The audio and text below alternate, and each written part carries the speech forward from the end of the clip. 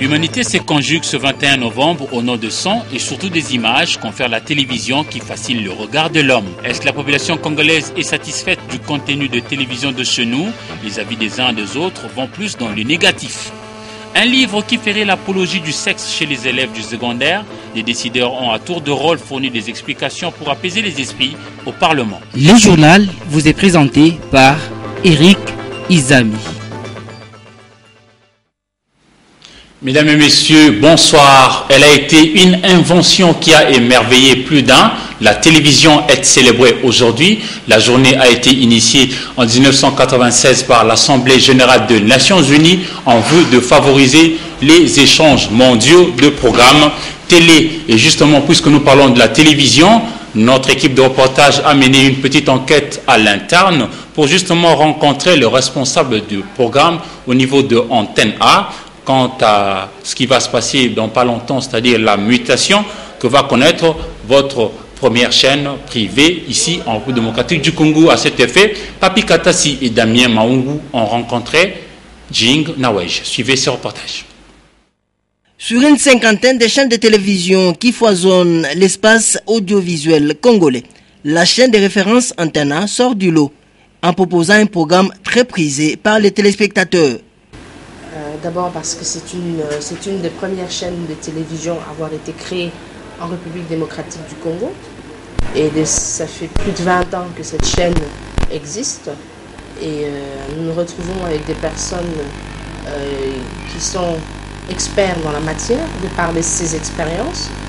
Donc ce sont des personnes qui sont très professionnelles et très méticuleuses dans leur travail. Mais sur le plan national, nous nous sommes dit Kinshasa, c'est le miroir de la République démocratique du Congo.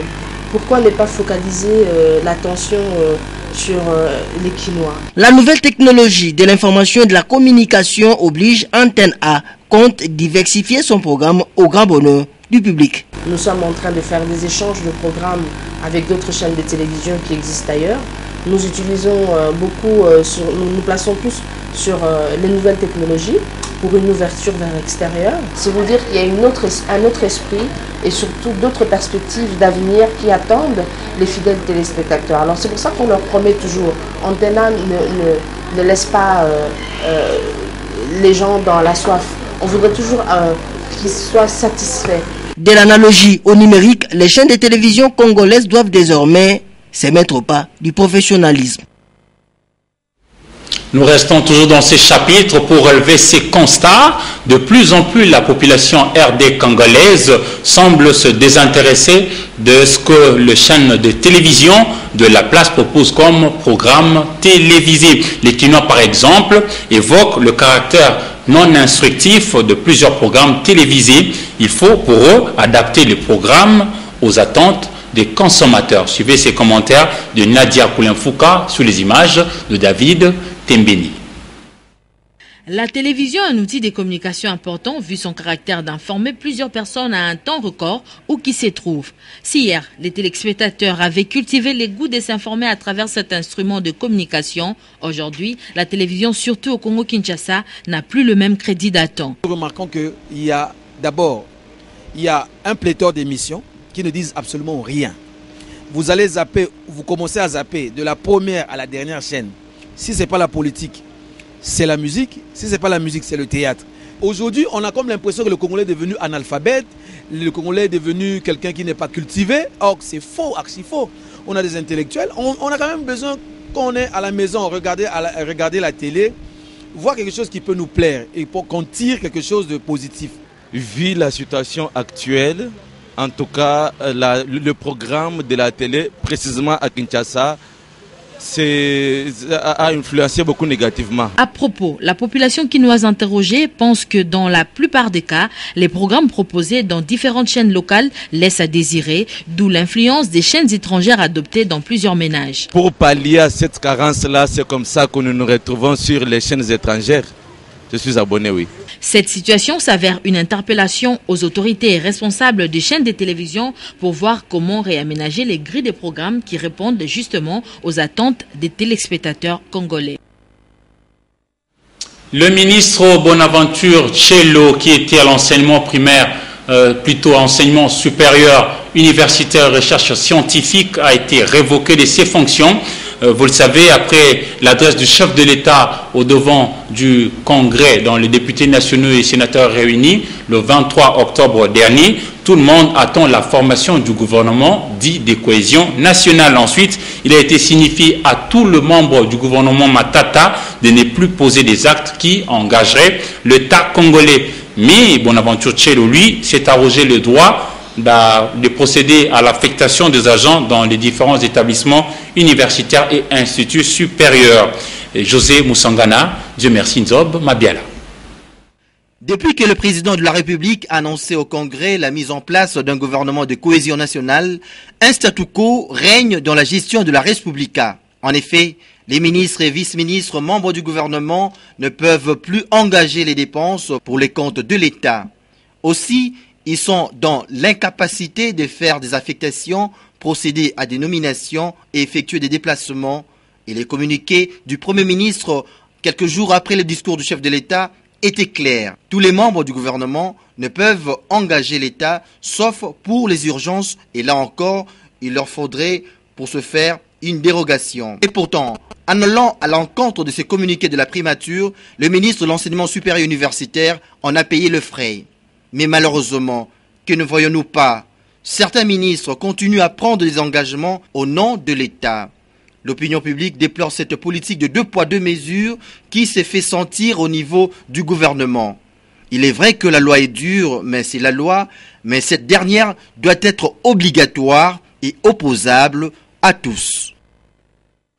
On en a entendu parler dans le temps et puis plus rien. C'est la Cour des comptes qui existe toujours en République démocratique du Congo, bien qu'actuellement son statut juridique semble être inadapté. Mais alors, quelle est surtout la relation qui existe entre la Cour des comptes et le Parlement congolais? Tentative de réponse dans ses commentaires. La Constitution en vigueur en République démocratique du Congo fait mention en ses articles 178, 179 et 180 de l'existence de la Cour des comptes. Cette institution se veut comme le bras séculier du Parlement. Et la Cour des comptes a pour mission de contrôler les finances publiques de l'État, les biens de l'État, ainsi que les comptes des provinces, des entités territoriales décentralisées et des organismes publics. La Cour des comptes, d'après la loi fondamentale, dépend directement du Parlement avec qui elle communique régulièrement par le biais de ses rapports. Lorsque la Cour des comptes fait son rapport, remet à l'Assemblée nationale, si l'Assemblée nationale juge utile d'inviter les membres de la Cour des comptes pour une information ou pour des questions complémentaires, l'Assemblée nationale invite volontiers, soit en plénière, soit dans des commissions permanentes, et très souvent c'est la commission ECOFIN, pour des éclaircissements. Je veux dire à ceux de Congolais qui pensent que la Cour des comptes ne communique pas assez. Ces rapports n'est pas destiné directement au public. Lorsque la Cour des comptes fait ces rapports-là, ces rapports est destiné au président de la République comme institution, au Parlement, c'est-à-dire au Sénat et à l'Assemblée nationale comme institution, et au gouvernement. L'opinion devra retenir que la Cour des comptes gère les comptes et le bien de l'État et que depuis sa reprise en 1987 jusqu'à ce jour, cette Cour communique toujours, mais plus par la publication de rapports produits par elle. Nous allons lire un communiqué de la South African Airways qui dit offrir désormais le 10 décembre 2013 2 vols supplémentaires tout le mardi et samedi la nuit à partir de Kinshasa, capitale de la RDC, vers la destination de votre choix, et ce, partout dans le monde.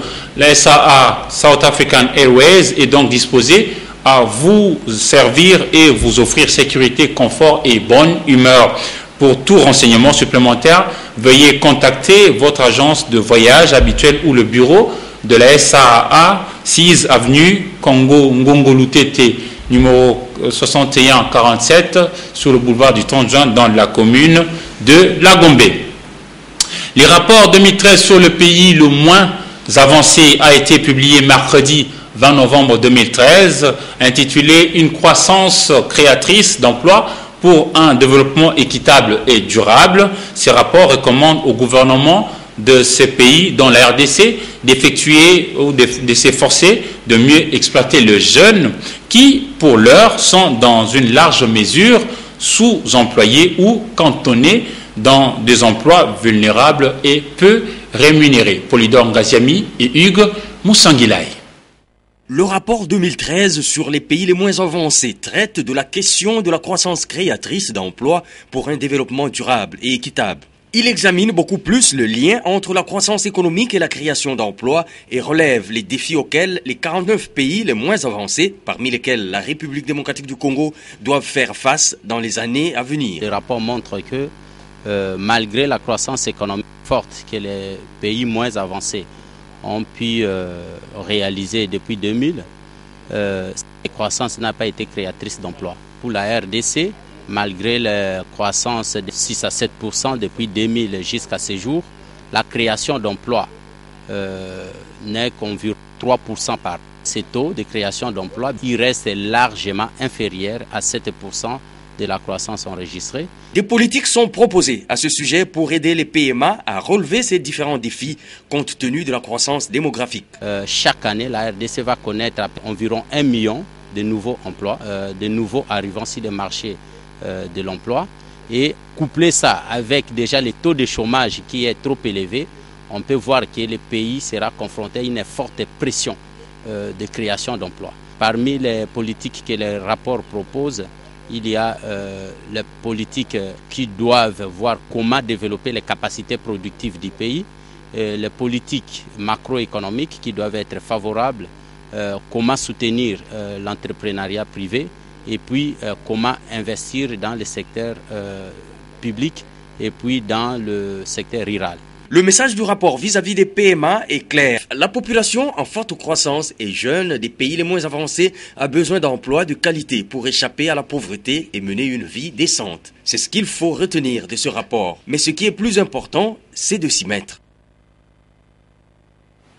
La RDC est peut-être moins avancée parce que l'enseignement pose également problème. L'inquiétude du député national Lébé Florentin est loin de trouver réponse. Ce jeudi 21 novembre 2013, deux ministres, Banza Moukalaï de la Culture et Arts et Maker Mwangu de l'enseignement primaire, secondaire et professionnel, ont affirmé que le livre à problème du fameux concours a été interdit de lecture et est en train d'être retiré de la circulation par le service compétent, Natacha Bomongo et Nadia Koulenfouka. Pour un concours prochain, un livre serait distribué aux élèves du cycle secondaire, lequel livre comporte quelques passages qui vantent le sexe. Les députés nationaux, Lébé Florentin, en a parlé au Parlement. Les deux ministres sont venus s'en expliquer. Banza, qui gère la culture, semble s'élaver. La procédure n'est pas suivie totalement, parce qu'il n'y a pas que moi, il y a aussi l'enseignement primaire et secondaire. Nous aurions dû signer un arrêté interministériel qui n'a pas été signé. Maker Mwangu de l'EPSP affirme qu'après enquête, les livres est retiré de la circulation pour ne pas choquer les mœurs. Nous avons regretté cet incident et c'est pourquoi nous avons pris la résolution. Nous avons communiqué à la commission parce que c'était pour audition. Nous avons informé la commission socio-culturelle des différentes mesures que nous avions déjà prises pour arrêter la mise à disposition des élèves des manuels qui choquent quand même nos consciences en tant que Congolais. Les dénonciateurs, le député national Lébé semble être loin d'être apaisé. Lorsqu'on apprend à un tel enfant, à une fille de moins de 18 ans, de contre un homme avant de son mari, c'est ça la moindre erreur de parcours. Le ministre de la Culture et Arts reconnaît du début à la fin avoir été au courant, avoir dirigé cette opération de vente de romans sentimentaux et sexuels à tous les élèves de première CE jusqu'au Civil des Humanités, dont l'âge varie entre 11 ans et 17 ans. Son collègue de PSP n'était pas au courant. Il était informé qu'il y a un concours qui doit se passer, mais il n'avait pas approfondi le dossier. Allons-nous permettre à ce que les élèves ou enfants en général tombent dans la dépravation de nos valeurs? Non. Chacun doit contribuer à la préservation de nos valeurs positives. Nous allons à présent compléter l'actualité avec la parution de journaux dans une sélection et commentaires signés pour vous par Sylvie Fortuné Mboula.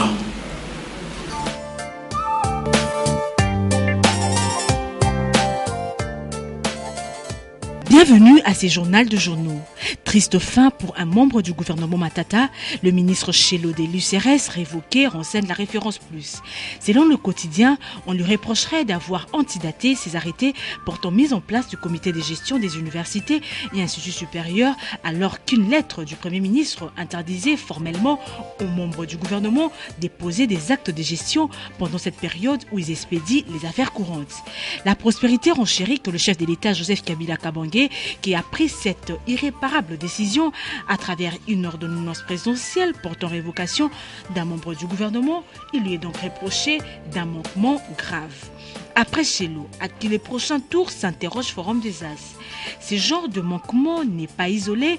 La série devrait se poursuivre en attendant la mise en place d'un nouveau gouvernement. Car pour ces cas d'espèce, les lutimas sont généralement légion.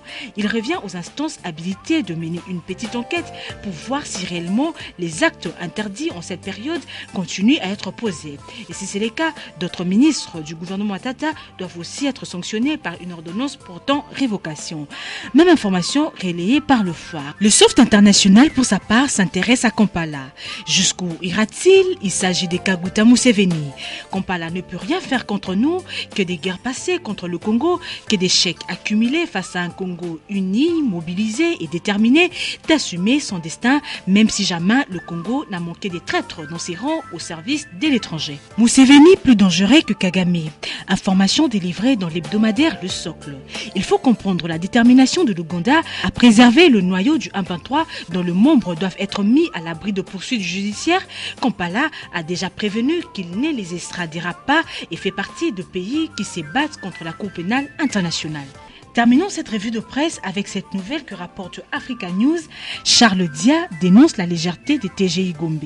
Mon fils a perdu la vie, rendez-lui au moins justice. Je fais cette dénonciation pour que chaque autorité prenne des mesures et sanctions qui s'imposent pour que mon fils ne soit pas tué une deuxième fois, s'est-il lamenté.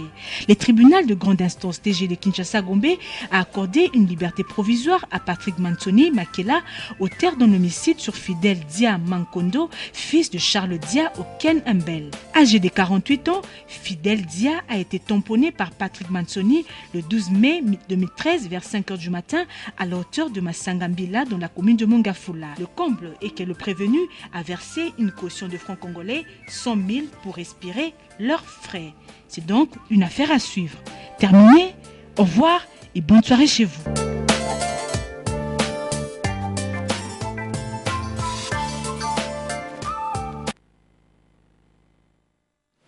Mesdames et messieurs, c'est aussi la fin de ce journal. Merci à vous de l'avoir suivi et au revoir.